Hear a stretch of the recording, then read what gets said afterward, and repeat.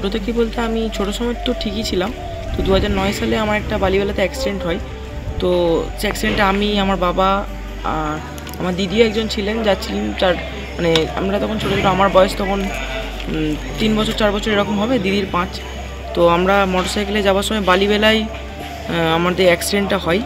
তো অ্যাক্সিডেন্টের সময় বাবা ডেথ, বাবা নেই। তো মা আছেন, মায়ের সাথে পরীক্ষা দিতে আসছি। তো তারপর থেকে এরকম, তো ডাক্তার বলছে মানে এটা ঠিক হবে না। সংসারটা চলে বলতে আমাদের টুকটাক চাষবাস আছে, ওই চাষবাসের মধ্যে দিয়েই সংসার চলে।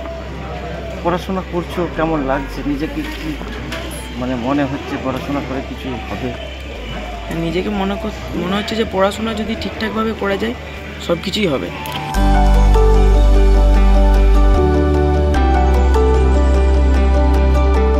এটা দিদি হিসাবে কি দেখছেন?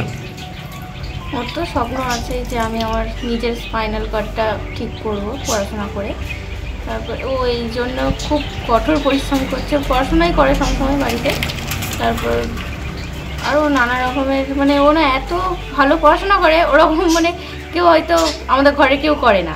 মানে ও যেরকম সিচুয়েশানে বসে থাকে সেটাও মানে করতে না পারারই একটা ব্যাপার। তো ও এই সিচুয়েশানেও তো পড়াশোনাটা চালিয়ে যাচ্ছে নিজের প্রতি, মানে স্পাইনাল কর্ডটা যাতে ঠিক করা হয়, নিজে নিজে যেমন করতে পারে, হাঁটতে চলতে পারে। কিভাবে ভাইয়ের এরকম? ভাইয়ের অবস্থা হচ্ছে অ্যাক্সিডেন্ট হয় 2009 সালে। তারপর বাবার সঙ্গে সঙ্গে শর্ট ডেথ হয়ে যায়। তো মাই সব দেখাশোনা করে, দিদা দাদুরাও দেখে মামা বাড়ি থেকে। এরকম করেই আমাদের জীবনযাপন চলে।